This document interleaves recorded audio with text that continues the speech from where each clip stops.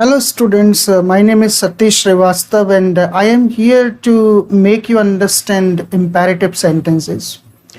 Imperative sentences, they are very short sentences, very simple and short sentences. And if you learn using them in your writing and speaking, definitely your speaking and writing portion they'll be improved. So you have to use imperative sentences in your writing and speaking, both how they are framed and how we can identify them, what are the rules and regulations to make imperative sentences बहुत ज़्यादा important हैं, चाहे वो writing की बात की जाए या फिर स्पीकिंग की बात की जाए। दोनों ही पोर्शन में इम्पेरेटिव सेंटेंसेस का बहुत ज़्यादा यूज़ होता है। तो जब भी कोई बच्चा अंग्रेजी सीखना शुरू करता है, उसे छोटे सेंटेंसेस बनाने से ही अंग्रेजी शुरू करनी चाहिए।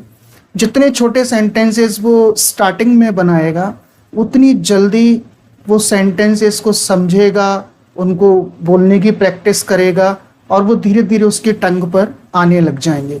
तो इम्पेरेटिव सेंटेंस देखने में भी छोटे होते हैं, सिंपल होते हैं और बहुत आसानी से समझ में भी आ जाते हैं। तो सबसे पहले इम्पेरेटिव सेंटेंसेस बनाना ही छात्रों को सीखना चाहिए, खासकर जो स्पीकिंग की प्रैक्टिस करना चाहते हैं।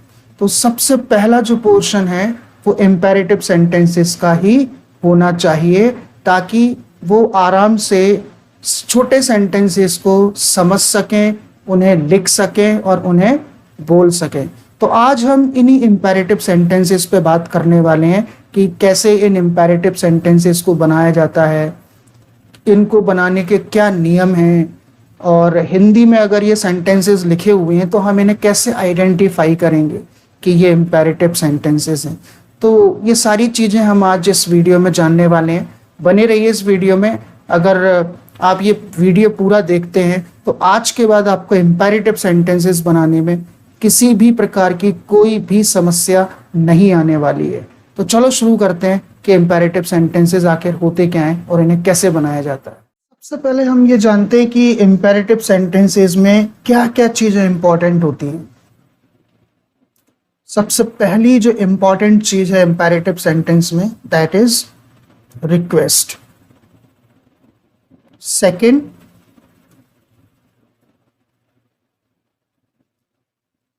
ऑर्डर और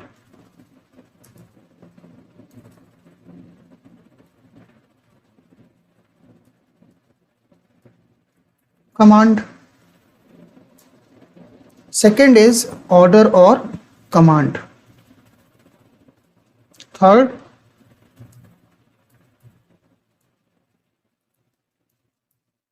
instruction.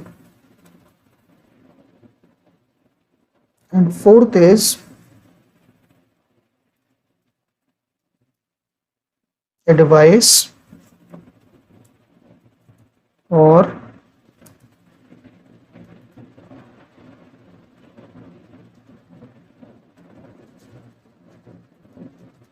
suggestion. Request, order or command, instruction, advice or suggestion, and the last one, that is prohibition. These are the important things.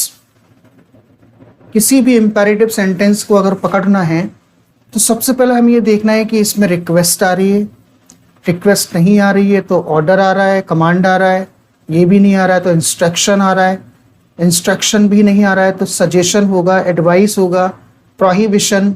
अब इन सब का मतलब क्या? रिक्वेस्ट मीन्स प्रार्थना, प्रार्थना का भाव हो, ऑर्डर और कमांड आदेश हो, इंस्ट्रक्शन निर्देश हो, एडवाइस और सजेशन कोई सलाह हो, प्रोहिबिशन किसी चीज़ को मना करने की बात हो, मनाही हो, निषेध हो। तो इनमें से कोई एक चीज़ अगर किसी हिंदी सेंटेंस में मिल रही है तो वो इम्पेरेटिव सेंटेंस ही होगा।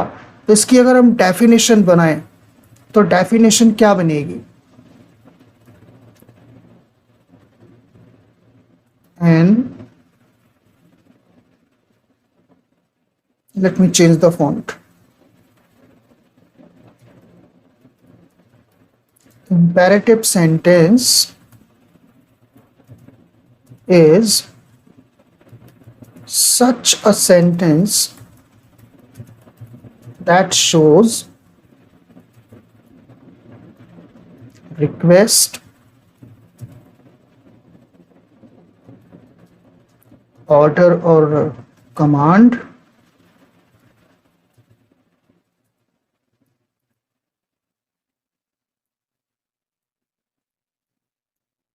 instruction, advice or suggestion, and prohibition. An imperative sentence is such a sentence that shows request, order or command, instruction, advice और suggestion and prohibition. तो कोई ना कोई एक चीज imperative sentence में देखने को जरूर मिलेगी. तो imperative sentence कौन से sentence होते हैं? ऐसे sentence जो या तो request शो करते हैं या फिर ऑर्डर या कमांड या फिर इंस्ट्रक्शन यानी निर्देश या फिर सलाह एडवाइस और सजेशन या फिर प्रोहिबिशन. प्रोहिबिशन मीन्स निषेध, किसी चीज को करने की मनाही. तो इनमें से कोई भी एक चीज अगर आएगी तो वो इंपेरेटिव सेंटेंस होगा. अब आगे और समझते हैं इंपेरेटिव सेंटेंस को और आइडेंटिफाई कैसे करें. तो सबसे पहली इंपॉर्टेंट चीज ये तो हो ही गई. अगर हमको इसको समझना है तो इनमें से किसी एक चीज का होना जरूरी है. Request, order, command, instruction, advice, suggestion, prohibition, इनमें से कोई भी एक चीज होगी तो वो इंपेरेटिव सेंटेंस होगा. और इसके अलावा और क्या पहचान हो सकती है? तो इंपेरेटिव सेंटेंसेस जितने भी होते हैं वो सारे वर्ब की फर्स्ट फॉर्म से शुरू होते हैं. All the imperative sentences they are written with the first form of the verb. So क्या लिखेंगे? All the imperative sentences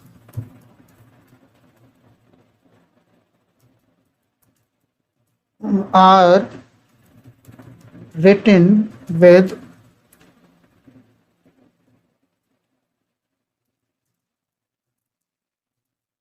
first form of the verb. यानी कोई भी इंपेरेटिव सेंटेंस होगा वो हमेशा वर्ब की फर्स्ट फॉर्म से ही शुरू होगा. तो ये दूसरी इसकी पहचान है कि हम इंपेरेटिव सेंटेंस को कैसे पिक कर सकते हैं, कैसे आइडेंटिफाई कर सकते हैं, उसे कैसे पहचान सकते हैं. तो या तो उसमें रिक्वेस्ट होगा, ऑर्डर होगा, कमांड होगा, इंस्ट्रक्शन होगा, एडवाइस होगी, सजेशन होगा, प्रोहिबिशन होगा. इनमें से किसी एक चीज का होना कंपलसरी है. दूसरा, अगर कहीं इंपेरेटिव सेंटेंस लिखा हुआ है इंग्लिश में तो आप कैसे उसको आइडेंटिफाई करोगे? वो वर्ब की फर्स्ट फॉर्म से ही शुरू किया जाएगा. सबसे पहले आपको वर्ब की फर्स्ट फॉर्म देखने को मिल जाएगी तो आप तुरंत समझ जाएंगे कि ये इंपेरेटिव सेंटेंस है. तो रूल इसका क्या बनेगा? अगर मैं रूल की बात करूं, स्ट्रक्चर फॉर एफर्मेटिव सेंटेंस. सबसे पहले हमें क्या चाहिए? V1 यानी first form of the verb and then object. This is the rule to frame imperative sentences. ये वो रूल है जिससे सारे imperative sentences affirmative imperative sentences बनेंगे. वर्ब की फर्स्ट फॉर्म और ऑब्जेक्ट. जैसे मैंने बोला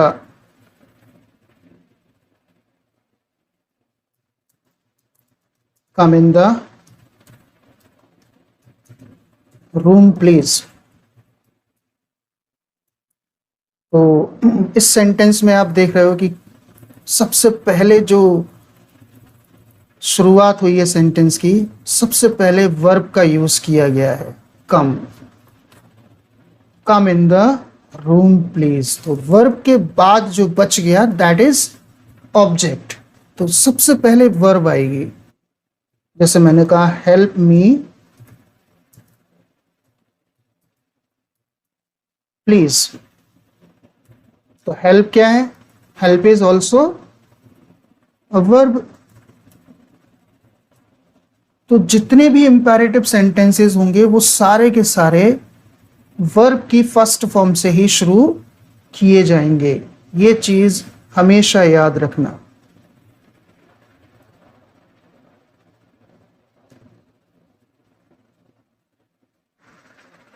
आगे और एग्जांपल लेते हैं।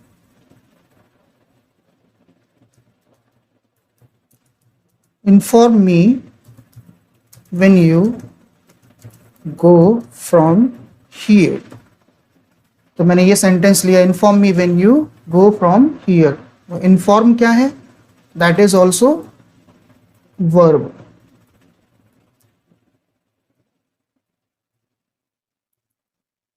और एग्जांपल लेते हैं एक और।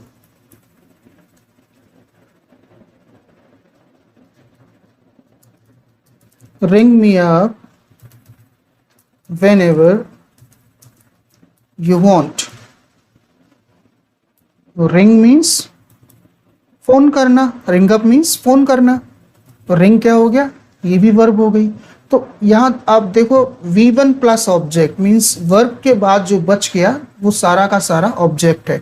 तो जितने भी सेंटेंसेस हम यूज कर रहे हैं वो सारे वर्ब से स्टार्ट हो रहे हैं, है ना। तो इससे समझ में आता है कि ये सारे के सारे सेंटेंसेस कैसे हैं? They all are imperative sentences. अभी हम इसमें इसकी हिंदी में भी एक्सरसाइज करेंगे, कुछ सेंटेंसेस हिंदी से इंग्लिश में बनाएंगे तो और ज्यादा आसानी से ये समझ में आएगा। अब अगर मैं बात करूं इसके नेगेटिव पोर्शन की, तो नेगेटिव पोर्शन में आपको क्या करना है?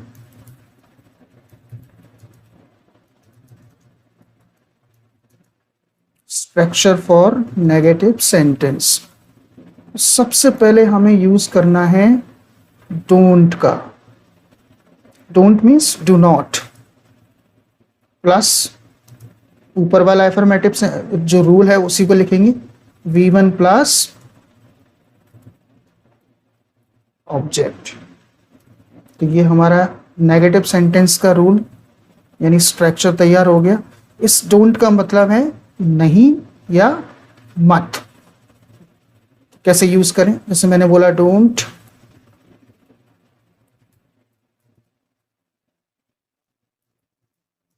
Tell me this. तो स्टार्टिंग में डोंट आ रहा है, उसके बाद में वर्ब की फर्स्ट फॉर्म आ रही है, तो समझ में आ गया कि ये इंपेरेटिव सेंटेंस है। दूसरा एग्जांपल लेते हैं, don't go from here.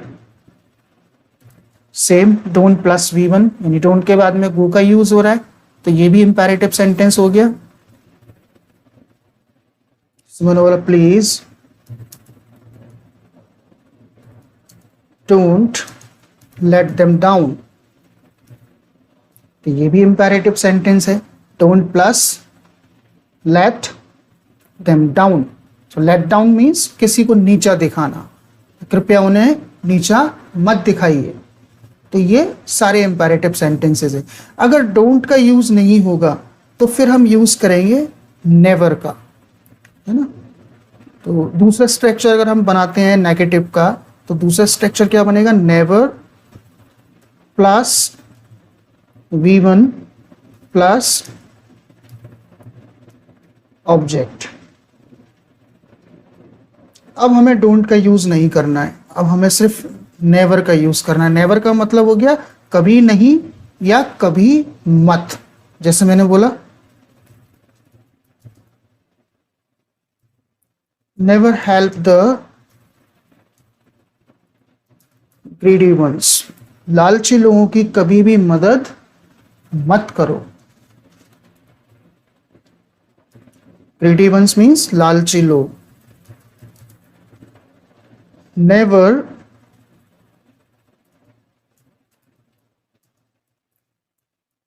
Cross your limit. कभी भी अपनी सीमा पार मत करो, अपनी हद पार मत करो। Never cross your limit. Never expect anything from anyone. किसी से भी कुछ भी आशा मत करो. Expect means to hope something. किसी बात की आशा रखना. Expect.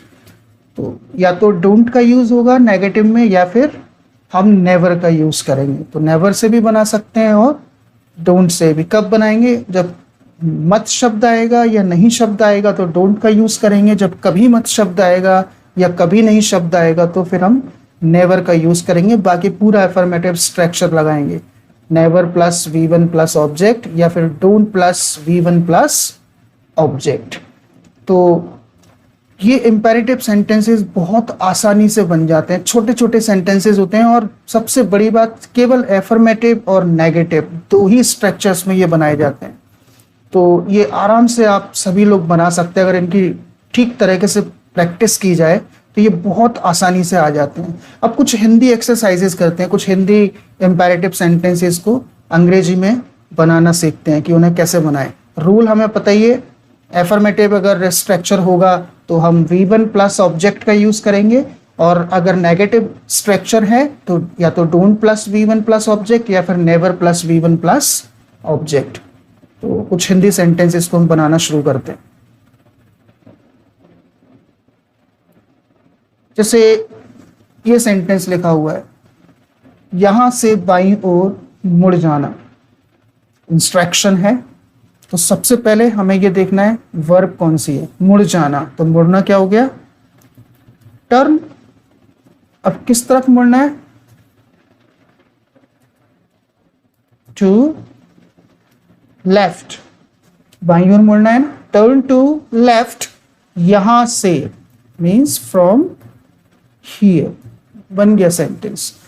Turn to left from here. इसी तरह से हम दूसरा सेंटेंस देखते हैं. अपनी बारी की प्रतीक्षा करो. तो प्रतीक्षा करना क्या होता है?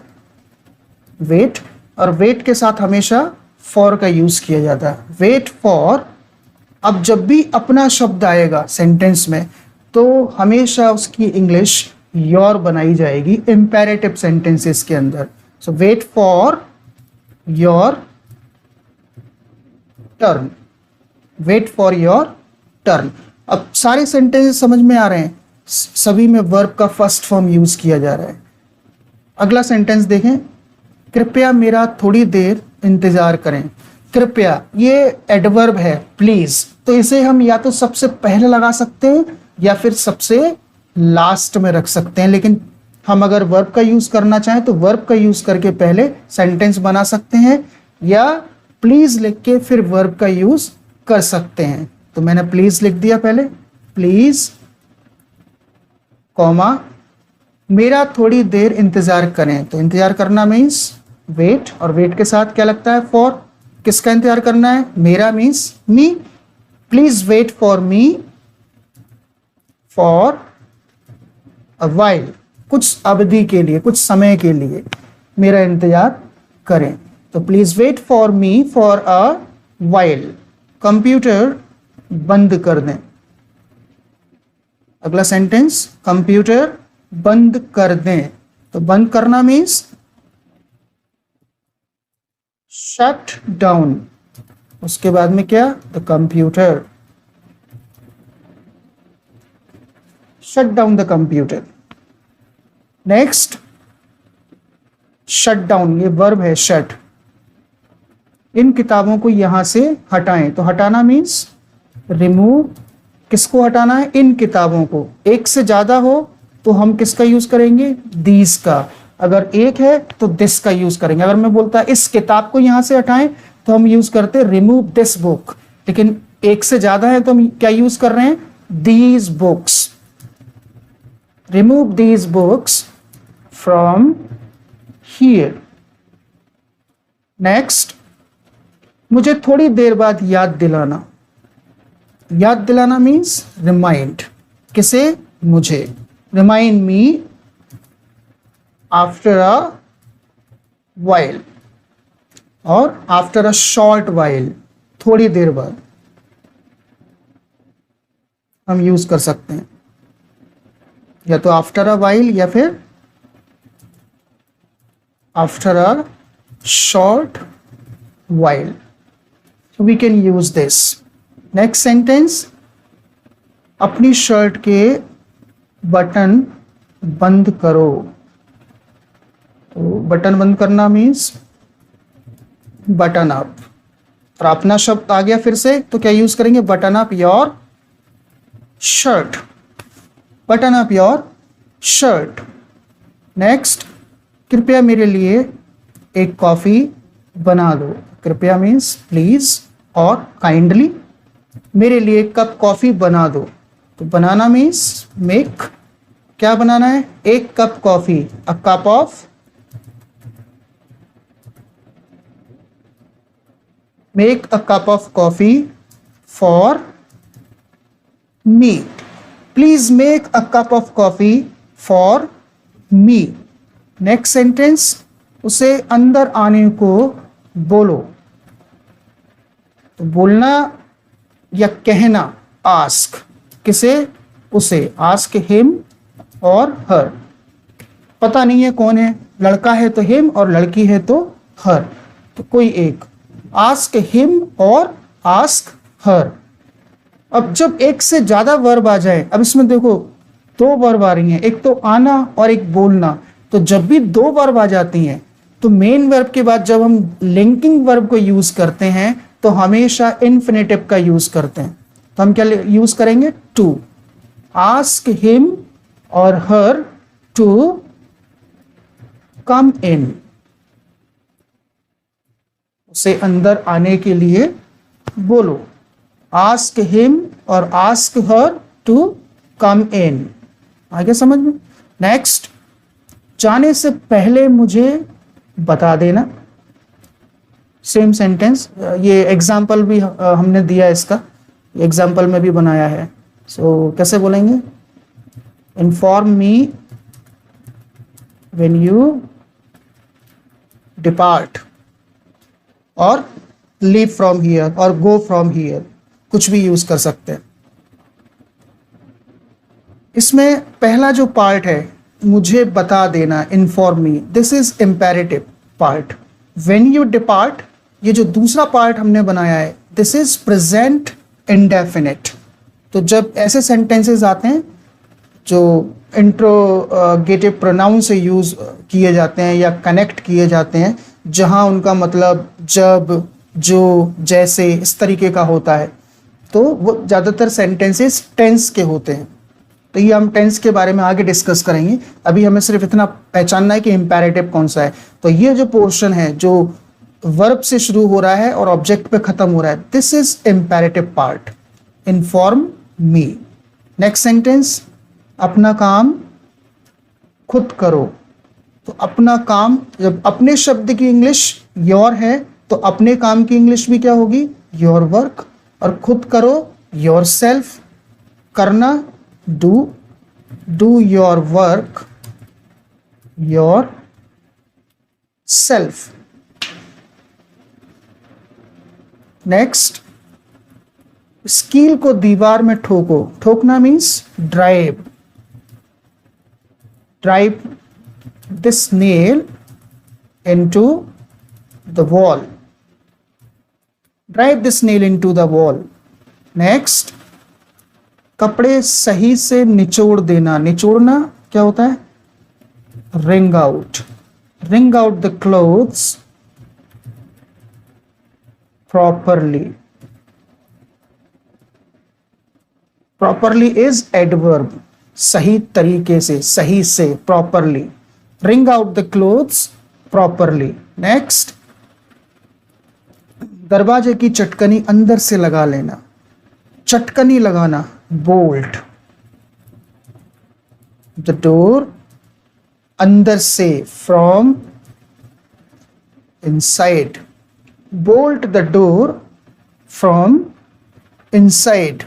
नेक्स्ट, अब ये सारे जो दूसरे सेंटेंसेस आ गए, ये नेगेटिव सेंटेंसेस हैं। अभी हमने जितने भी सेंटेंसेस बनाए वो सारे एफर्मेटिव सेंटेंसेस थे, यानी V1 प्लस ऑब्जेक्ट, उससे हम बना रहे थे। अब हम जो बनाएंगे वो don't plus V1 plus object या never plus V1 plus object से बनाएंगे। तो मुझसे बहस मत करो, सबसे पहले मत शब्द की इंग्लिश डोंट।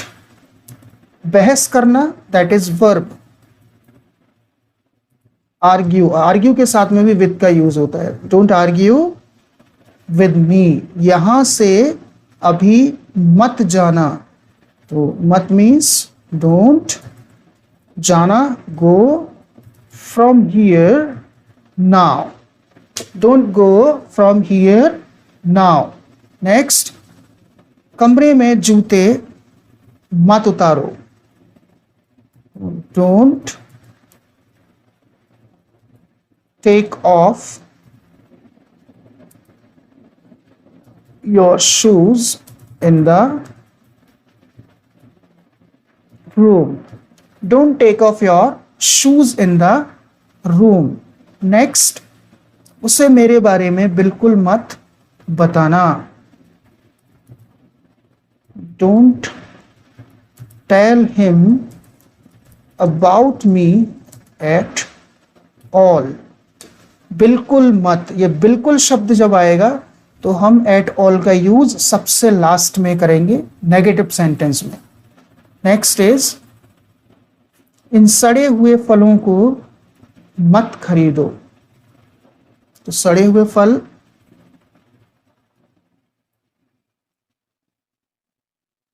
सबसे पहले तो हम डोंट का यूज करेंगे। डोंट, खरीदना means by these rotten, fruits. Don't buy these rotten fruits. Next is, अपने स्वास्थ्य के लिए लापरवाह मत रहो। तो जब ये रहो शब्द आता है तो हम बी का यूज करते हैं। तो सबसे पहले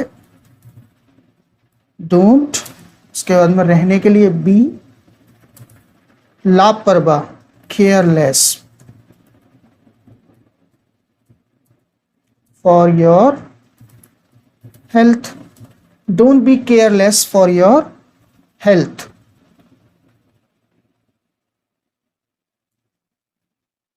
अपनी तुलना किसी से मत करो। Don't compare yourself with anyone. Don't compare yourself with anyone. अपने माता पिता को नजरअंदाज कभी मत करो।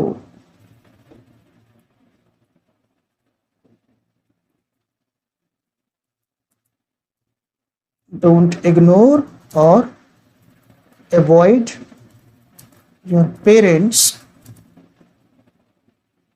सॉरी, इसमें कभी मत शब्द का यूज करेंगे, तो हम डोंट का यूज ना करके इसमें क्या लगाएंगे, नेवर।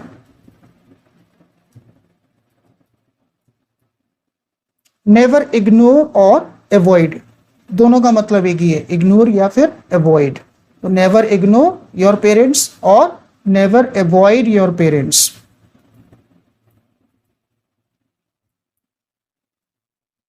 नेक्स्ट, धूप में नंगे पैर मत खड़े हो।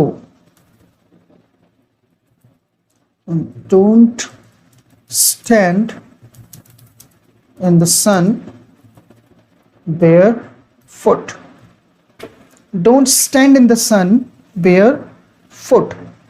सनलाइट का भी यूज कर सकते हैं। Don't stand in the sunlight barefoot, that is also correct. So these are the sentences. ये सारे सेंटेंसेस इंपैरेटिव सेंटेंसेस थे और हमने सिर्फ दो ही रूल का यूज किया। नेगेटिव के लिए हमने डोंट का या फिर never plus V1 plus object का यूज किया और एफर्मेटिव के लिए हमने V1 प्लस ऑब्जेक्ट का यूज किया। अब सबसे बड़ी बात, हिंदी सेंटेंसेस अगर लिखे हुए हैं तो हम इंपैरेटिव सेंटेंस वो हैं कि नहीं, वो कैसे हम पहचाने। तो देखा, जितने भी सेंटेंसेस हमने बनाए हैं ज़्यादातर ओ का साउंड आता है, मत रहो, मत करो, है ना, मत खड़े हो। तो कुछ इस तरीके के वर्ड्स अगर आपको हिंदी सेंटेंसेस में देखने को मिलते हैं, आओ, जाओ, खाओ, पियो, रहो, करो, लाइक दिस, तो आप समझ जाएंगे कि इम्पेरेटिव सेंटेंसेस लिखे हुए हैं, हिंदी सेंटेंसेस। दूसरी चीज़, जितने भी निर्देशात्मक वाक्य होते हैं, मतलब जो इंस्ट्रक्ट करते हैं, निर्देशित करते हैं, वो सारे इम्पेरेटिव होते हैं। जितने भी प्रार्थनात्मक वाक्य होते हैं, जैसे प्लीज से हमने भी जो सेंटेंसेस बनाए थे, वो सारे इम्पेरेटिव सेंटेंसेस हैं। कोई ऑर्डर देने वाला वाक्य, आदेशात्मक वाक्य, वो भी इम्पेरेटिव है। तो इंग्लिश में अगर पहचानना है तो V1 से स्टार्ट होगा, और हिंदी में अगर पहचानना है तो कोई भी जो वर्ड है वो आ सकता है। ज़्यादातर ओ का साउंड आपको देखने को मिलेगा at the end of any Hindi sentence, तो उससे हम जज कर सकते हैं कि ये इम्पेरेटिव सेंटेंसेस हैं। तो मुझे लगता है कि इतने सारे एग्जाम्पल्स करने के बाद इम्पेरेटिव सेंटेंसेस अच्छी तरह से समझ में आ गए होंगे। अगर फिर भी नहीं आए हैं तो आप कमेंट करके मुझे बता सकते हैं, मैं और अच्छी तरह से समझाने की कोशिश करूँगा। सो अगर वीडियो पसंद आई हो तो वीडियो लाइक कर देना और सब्सक्राइब कर देना चैनल को। मिलते हैं अगली वीडियो में, तब तक के लिए टेक केयर, गुड बाय।